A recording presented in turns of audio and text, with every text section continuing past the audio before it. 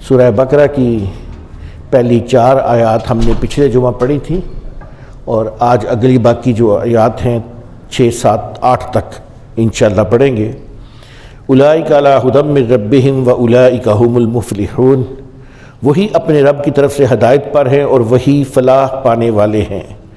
تھوڑا سا یہاں پر سمجھ لیجئے کہ جو پچھلی ہم نے آیہ کریمہ پڑھی تھی کہ ذالک الکتاب لا ریب فیہ ھدی للمتقین، یہ ہدایت ہے متقین کے لیے، اور پھر اس کے اندر نمازی کے لیے آیا، اللہ کی راہ میں خرچ کرنے کے لیے آیا، آخرت پر ایمان کے لیے آیا۔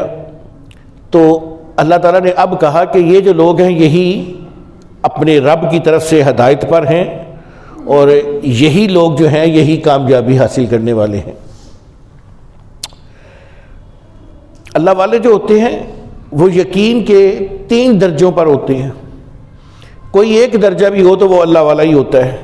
اس میں پہلا ہے علم الیقین، سن کر یقین کر لینا، جان لینا، جیسے نبی پاک صلی اللہ علیہ وسلم نے بتایا کہ اللہ ہے، صرف سنا ہے تو سب نے یقین کر لیا کہ اللہ تعالیٰ ہے۔ اور دوسرا ہوتا ہے عین الیقین، دیکھ کر یقین کر لینا، صحابہ کرام نے نبی علیہ الصلوۃ والسلام کو دیکھا اور پھر یقین کیا۔ اور تیسرا درجہ ہوتا ہے جو بڑا اہم درجہ ہوتا ہے، وہ ہوتا ہے حق الیقین، یہ ہوتا ہے فنا ہو کر جان لینا، کسی چیز میں کھب کر جان لینا۔ حضور کی محبت میں فنا ہوگے، اللہ کی محبت میں فنا ہوگے، تو یہ جو پہلی آیہ کریمہ ہے اولئک علی ھدی من ربہم واولئک ھم المفلحون، یہ ان کے لیے ہے جنہوں نے پچھلی 4 آیتوں کے اوپر عمل کیا ہوگا، کہ ان کا وہ یقین کہ اس درجے تک پہنچے ہوں۔ اور فنا کب ملتا ہے؟ جب بندہ باوضو رہتا ہے، کم کھاتا ہے، خاموش رہتا ہے، کثرت سے اللہ اور اس کے رسول کا ذکر کرتا ہے، غور و فکر کرتا ہے، فرائض اور سنتوں کی پابندی کرتا ہے، دنیا والوں سے کوئی غرض نہیں رکھتا، کم سوتا ہے، حلال کھاتا ہے اور سچ بولتا ہے۔ ایک بادشاہ نے اپنے بیٹے کو کسی اللہ والے کے پاس بھیجا کہ اس کی تربیت کریں، یہ بھی اللہ والا آپ کی طرح کا بن جائے۔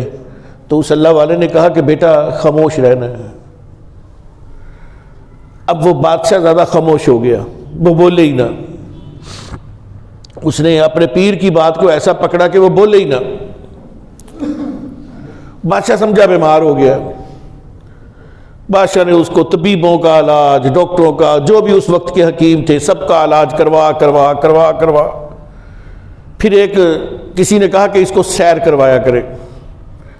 بادشاہ نے اپنے 2 گارڈوں کی ذمہ داری لگا دی، اس کو صبح صبح سیر کروایا کرو باغ کی، یہ پرندوں کے دیکھنے کی وجہ سے، بولنے کی وجہ سے شاید یہ بھی بولے۔ اب اس نے صبح سیر کے لیے جانا، سیر کرنی، واپس آ جانا، سیر کرنی، واپس آ جانا۔ بادشاہ نے روز پوچھنا، بولا کچھ؟ نہیں بادشاہ سلامت، کچھ نہیں بولا۔ بادشاہ نے پھر پوچھا، بولا کچھ؟ نہیں بادشاہ سلامت، کچھ نہیں بولا۔ اس طرح روز کا چلتا رہا سلسلہ۔ ایک دن ایک شکاری آیا، تو جس درخت کے نیچے یہ سیر کر رہے تھے اس درخت کے اوپر کافی پرندے بیٹھے ہوئے تھے، کافی زیادہ پرندے بیٹھے تھے۔ تو شکاری کو پرندے نظر نہیں آئے، شکاری آگے جانے لگا تو فاختہ بولی، اونچی آواز میں فاختہ بولی۔ شکاری واپس مڑا، اس نے دیکھا اتنے زیادہ پرندے، اس نے تیر نکالا، شکار کیا، فاختہ نیچے گری۔ کہتا دیکھا پیرو مرشد نے ٹھیک کہا تھا، جو بولے گا وہی پھنسے گا، چپ رہنا جو ہے اس میں نجات ہے۔ وہ انہوں نے آ کے بادشاہ کو بتایا کہ یہ تو بول سکتا ہے، ہم تو اسے گونگا سمجھتے رہے کہ پتہ نہیں اس کی آواز چلی گئی ہے۔ تو بادشاہ نے اس کو الٹا لٹا کے نا اپنے پتر کو کوڑے مروائے کہ یہ زیادہ بولے، میرے سامنے بھی بولے۔ تو پھر وہ بولنے لگ گیا اور ہنسنے لگ گیا۔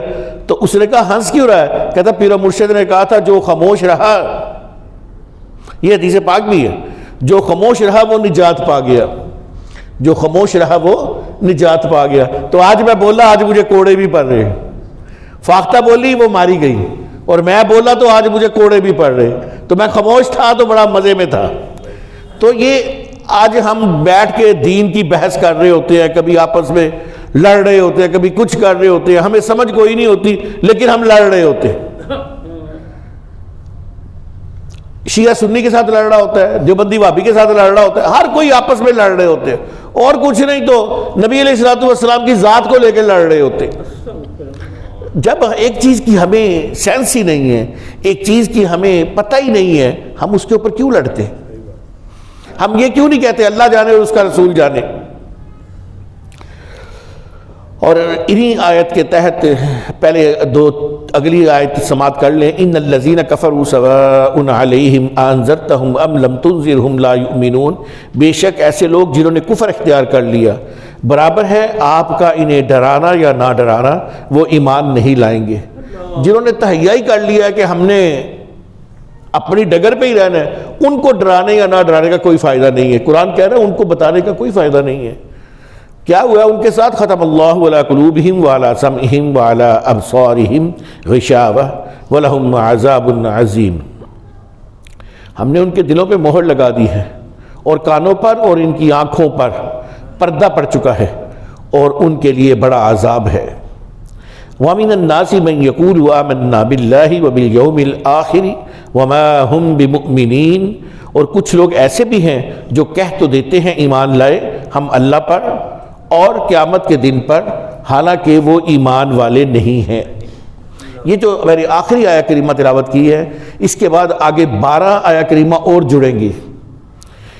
پہلی 5 آیتیں اللہ تعالیٰ نے اس میں مومنین کی، مسلمانوں کی صفتیں بیان کی، اور یہ جو 2 آیتیں ہیں ان الذین کفروا اور ختم اللہ علی قلوبہم، یہ جو 2 آیتیں ہیں اس میں کفار کے بارے میں بتایا، کافروں کے بارے میں، اور اگلی جو 13 آیتیں ہیں وَمِنَ النَّاسِ سے لے کر آگے 12 جو آیتیں ہیں یہ منافقین کے لیے نازل ہوئی ہیں، یعنی مومنوں کے لیے 5، کافروں کے لیے صرف 2، اور منافقین کے لیے 13 آیتیں۔ منافقین کے لیے پتہ چلا منافقین زیادہ خطرناک ہیں، منافقین جو ہے وہ زیادہ خطرناک ہیں۔ کچھ لوگ ایسے بھی ہیں جو کہتے ہیں ہم ایمان لائے، کہتے تھے ہم ایمان لائے اور آخرت پر بھی ایمان رکھتے تھے، لیکن اللہ نے کہا نہیں، یہ ایمان والے، قرآن نے فیصلہ دیا، میری اوقات کیا ہے میں فیصلہ دوں کہ کسی کے ایمان کے اوپر میں فیصلہ کروں؟ ہماری اوقات کیا ہے؟ میں نے تو پہلے ہی کہا ہے، ہمیں پتہ نہیں ہوتا، ہم بحث کر رہے ہوتے۔ ہمیں یہ کہنا چاہیے کہ اللہ اور اس کا رسول جو ہے وہ بہتر جانتے ہیں۔ انہی آیہ کریمہ کے تحت علامہ اسماعیل حقی روح البیان کے اندر لکھتے ہیں کہ انسان دنیا میں دھوکے میں رہتے ہیں، اللہ کو خالق مانتے ہیں مگر اس کی عبادت نہیں کرتے، اللہ کو رازق جانتے ہیں مگر اعتماد نہیں کرتے، دنیا کو فانی جانتے ہیں مگر دنیا پر ہی اعتبار کرتے ہیں، وارثوں کو اپنا دشمن سمجھتے ہیں مگر دین ضائع کر کے ان کے لیے مال جمع کرتے ہیں۔ لیکن اب ہمیں پتہ ہے کہ ہمارے وارث جو ہیں یہ ہمارے بعد ہمارا ساتھ کیا حال کریں گے، پتہ نہیں قبر میں بھی آئیں گے کہ نہیں آئیں گے، آ کے 2 لفظ بھی پڑھیں گے کہ نہیں پڑھیں گے، لیکن ہم اپنے وارثوں کے لیے کوٹھی بنانے کی فکر میں ہیں، ہم ان کے لیے رشوت لے کر، لوگوں کو دھوکہ دے کر ان کے لیے جناب جی بینک بیلنس بنانے کی فکر میں پڑے ہوئے ہیں۔ پتہ بھی ہے کہ یہ وارثین ہی اصل دشمن ہوتے ہیں، لیکن پھر بھی ہم اپنے دین کو ضائع کر کے ان کے لیے مال جمع کرنے کی کوشش کرتے ہیں، موت پر یقین ہے مگر اس کی تیاری نہیں کرتے۔ نبی علیہ الصلوۃ والسلام نے اچانک والی جو ہم کہتے ہیں یار دیکھ اس کی موت کتنی اچھی تھی، ایسے بیٹھا مر گیا، لیکن نبی علیہ الصلوۃ والسلام نے ایسی موت کے اوپر، ایسی موت سے پناہ مانگی۔ دیکھیں کوئی بیمار ہو جاتا ہے نا، کوئی بیمار ہو جاتا ہے تو خاص کر بوڑھا کوئی بیمار ہو جاتا ہے تو وہ کہتے ہیں یا اللہ معاف کر دے، یا اللہ معاف کر دے، یا اللہ میں نے موت کلمے دی حالت نہیں دیں۔ تو اگر وہ ایسے روٹی کھاتا ہوا اچانک ہی مر جائے، یا بازار جا رہا تھا اچانک ہی گرا اور مر گیا، تو اس کو توبہ کا ٹائم ہی نہیں ملا، وقت ہی نہیں ملا۔ تو نبی علیہ الصلوۃ والسلام حضرت یعقوب علیہ السلام بڑے پیارے پیغمبر، سارے پیغمبر بڑے پیارے ہیں، بڑے معصوم ہوتے ہیں. تو حضرت یعقوب علیہ السلام نے اسرائیل کو کہا دیکھ اسرائیل جب تم میرے پاس آئے نا تو مجھے بتا کے آنا ہے تاکہ میں تیاری کر لوں، تاکہ میں تیاری کر لوں. اب دیکھیے نبی تو معصوم ہوتے ہیں، یہ تو ہماری اصلاح کے لیے ہے، یہ تو امت کی اصلاح کے لیے ہوتا ہے نا کہ بھئی نبی نے یہ بات پوچھی ہے تو اس کا آگے مطلب کیا نکلے گا. جب آپ کا وقت آیا تو اسرائیل آ گئے، کہا اسرائیل میں نے تمہیں کہا تھا کہ مجھے بتا کے آنا. کہتا ہے حضور بتا کے تو آیا ہوں، حضور بتا کے تو آیا ہوں. کہتے کب؟ کہتے آپ سے پہلے کتنے لوگ مرے، وہ میں ہی تو آتا تھا، آپ نے ان کو دیکھ کے نصیحت نہیں لی.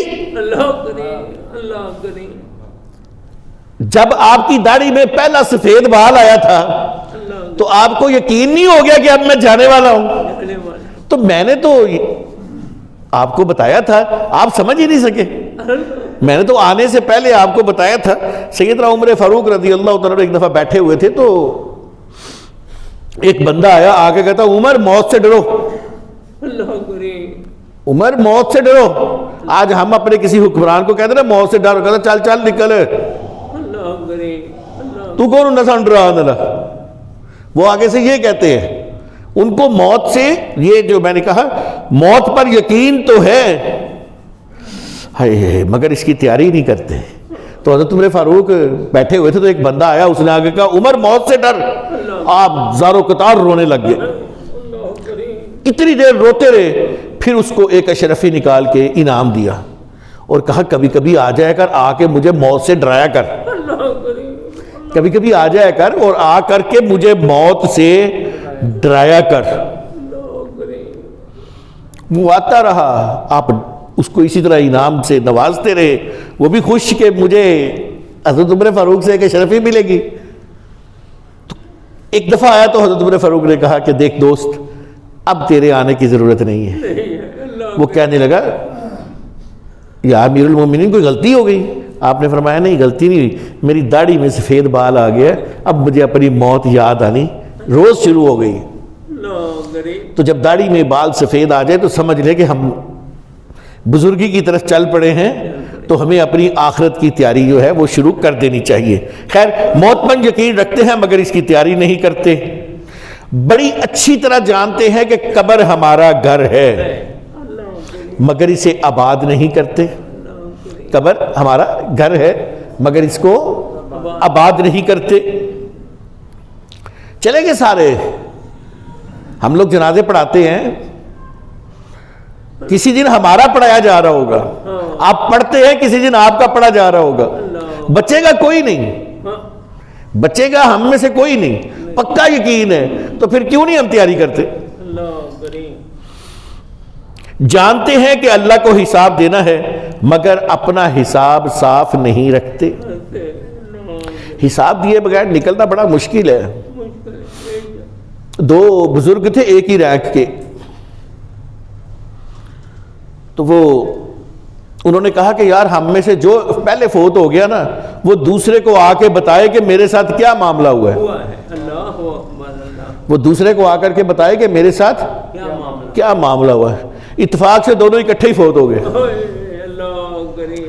اتفاق سے دونوں اکٹھے فوت ہو گئے. ایک ان کی صحبت میں بیٹھنے والے بھی لوگ ہوتے تھے، ایک ان سے بڑی محبت کرتا تھا. ایک دن کہنے لگا یار دونوں بڑے متقی پرہیزگار تھے، دوست بھی تھے اور دین کے لیے دوست تھے، اللہ کے لیے دوست تھے، اللہ کے لیے وہ ایک دوسرے سے دشمنی کرتے تھے، تو ذرا ان کے حالات تو پتہ کرنے چاہیے. اس نے جناب جی کسی بزرگوں کے پاس گیا، پوچھا کہ میں کیا پڑھوں جی، مجھے وہ دونوں میرے دوست میرے اللہ والے جو ہیں وہ نظر آئے. تو انہوں نے کہا یہ جا کے پڑھ. انہوں نے پڑھنا شروع کیا. ان کی نظر میں جو ہلکے بزرگ تھے تھوڑے سے وہ اسے جنت میں نظر آئے اور دوسرے نظر نہیں آئے. بڑا حیران ہوا، خواب میں پوچھا کہ یار وہ تم سے بڑے نہیں تھے؟ کہتا ہاں واقعی وہ مجھ سے درجات میں بڑے تھے، لیکن میرے پاس ایک جوڑا تھا، پہننے کا ایک جوڑا تھا، میں اس کا حساب دے کے اب جنت میں پہنچ چکا ہوں، وہ ابھی دوسرے جوڑے کا حساب دے رہے ہیں۔ معاف کرنا میں بھی شامل ہوں۔ ہم لوگوں نے کیا انتہا کی ہوئی ہے، ہماری الماریاں کپڑوں سے بھری پڑی ہیں، لیکن ہم کسی ننگے کو کپڑا نہیں دیتے کہ چلو ایک جوڑا دے بھی دیں گے تو کوئی قیامت نہیں آ جائے گی، اس سردی ہے، اس بندے نے کوئی جوڑا صحیح سے نہیں پہنا، بڑا پھٹا ہوا کپڑا۔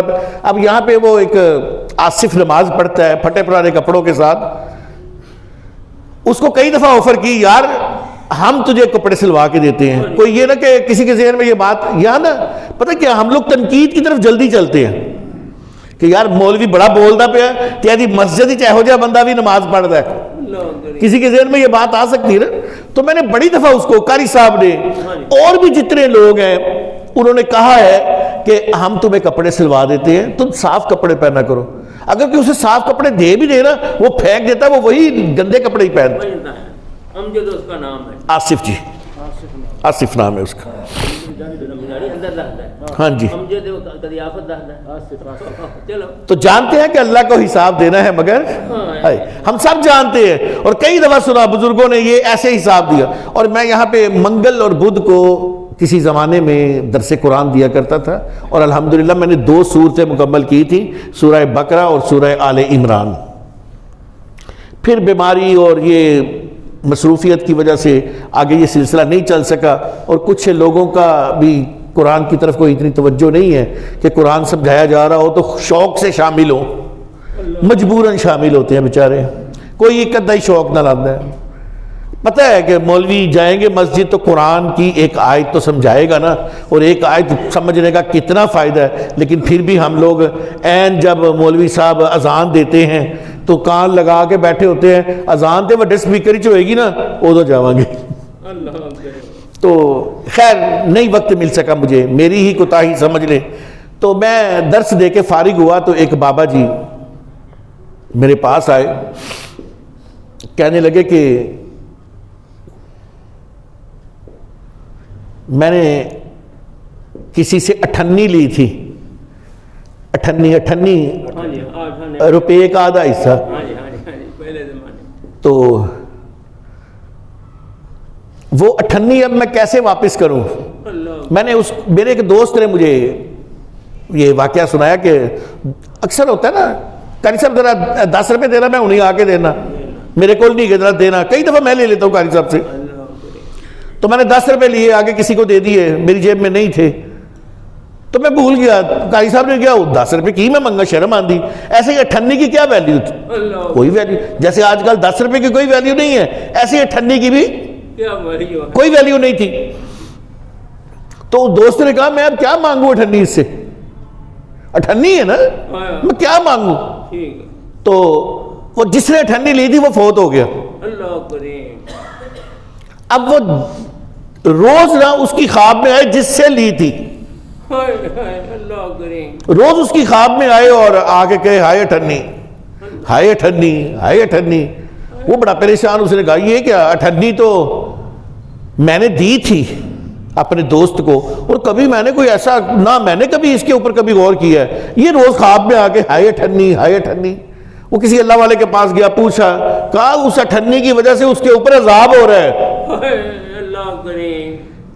اس 98 کی وجہ سے، تو اس کی قبر پہ جا یا ویسے ہی اس کو پڑھ کے بخش اور کہہ کہ یا اللہ میں نے اس کو وہ 98 معاف کی۔ تو ہم اکثر دوستوں سے، اور یار دہی ذرا 10 روپے، تو اگر کسی سے لے چکے ہوئے ہیں تو بڑے آرام سے کہہ دیں کہ یار اگر کسی سے غلطی سے میں نے کسی سے لیے ہوئے ہیں تو اس سے معافی منگوا لیں، معاف کر دیں۔ اور اگر اچھا بعض اوقات یہ ہوتا ہے، یہ جو 10 روپے کی اتنی چھوٹی رقم ہے، بندے کو یاد بھی نہیں رہتا کہ میں نے لیے بھی ہے کہ نہیں لیے۔ میں دکان پہ سودا لینے جاؤں نا تو وہ اگر اس کے پاس ٹوٹے پیسے نہ ہو، مثلا 110 بنے تھے، میں نے اسے 200 دی، اس نے کہا مولوی صاحب 10 روپے پھر دے جانا، 100 روپے پھڑو 10 روپے پھر دے جانا۔ ایسے کئی معاملات ہو جاتے کہ نہیں ہوتے؟ بھائی اس وقت وہیں پہ کھڑے کہہ دیا کریں، اور بھائی میں پھر نہیں جاندا، اے ہنے 90 روپے واپس دے یا معاف کر دے، ہاں مینوں یاد رہا میں دے جاواں گا ورنہ معاف کر دے، معاف کروا لیا کرے، یہ زیادہ اچھا ہے۔ ہوٹلوں میں جاتے ہیں، اکثر ہم ہوٹلوں میں جاتے ہیں، وہاں پہ کھانے کے ٹیبل لگے ہوتے ہیں، ٹیبل کے اوپر کالی مرچ اور نمک اور خلال کے لیے تیلی رکھی ہوتی ہے، وہ لکڑی سی رکھی ہوتی ہے. ہاں ٹوتھ پیک سے. ہاں جی، تو آپ نے آرڈر دیا چائے کا، چائے کا ایک کپ پینا ہے. اب چائے آپ کے دانتوں میں نہیں پھنسنی، اللہ کریں. ٹھیک ہے؟ آپ نے آرڈر کس کا دیا ہے؟ چائے کا. اور چائے میں نمک بھی نہیں ڈلنا، نہیں چائے میں وہ کالی مرچ بھی نہیں ڈلنی. کچھ لوگ کیا کرتے ہیں، اللہ کریں. ایویں خام خواہ چک کے. ہاں آپ نے چائے کا آرڈر دیا ہے، اب چائے کے پیسے دیں گے. ہاں انہوں نے یہ رکھا تھا جنہوں نے کھانا کھانا ہے ان کے لیے، تو آپ نے کھانے کا آرڈر نہیں دیا. تو یہ جو آپ نے کام کیا نا، اس کی آپ کو پوچھ ہوگی. ہاں اللہ کریں. یہ بظاہر تو چھوٹی سی بات ہے جس کو ہم سمجھتے نہیں ہیں، لیکن اس کا بھی حساب ہوگا. تو علامہ اسماعیل حقی فرماتے ہیں کہ جانتے ہم سب ہیں کہ اللہ کو حساب دینا ہے، مگر اپنا حساب پاک پورا نہیں رکھتے. علم ہے کہ پل صراط سے گزرنا ہے، علم ہے ہمیں کہ ہم نے پل صراط سے گزرنا. بڑی مثالیں دیں. پل صراط کیا ہے جی؟ تلوار نہ لو تیز ہے جی، بال نہ لو باریک ہے جی. اکثر ہمارے بڑے کہتے نظر آتے ہیں. جی جی. اور بھئی جب آپ کو پتہ ہے کہ تلوار سے تیز ہے، بال سے زیادہ باریک ہے، تو پھر اس کے لیے تیاری ہونی چاہیے نا. تیاری ہے. اللہ پتہ ہے کہ پل صراط سے گزرنا ہے، مگر اپنا بوجھ ہلکا نہیں کرتے. اللہ کریں. جانتے ہیں کہ جہنم بدکاروں کی جگہ ہے، مگر اس سے بھاگتے نہیں. جانتے ہیں کہ جنت نیک لوگوں کی جگہ ہے، مگر اس کی طرف قدم نہیں بڑھاتے. یہ وہ 10 پوائنٹ تھے جی جو ان آیات کریمہ کے تحت حضرت علامہ اسماعیل حقی نے روح البیان میں لکھے تھے. اور اس کی اگر کوئی مکمل تفسیر پڑھنا چاہتا ہو تو یہ سورہ بقرہ کی ہماری اگلی 4 آیتیں الحمدللہ الحمدللہ ثم الحمدللہ مکمل ہوئی. اللہ تعالیٰ مجھے اور آپ کو عمل کرنے کی توفیق عطا فرمائیے. آئیے اب حدیث کی جانب بڑھتے ہیں.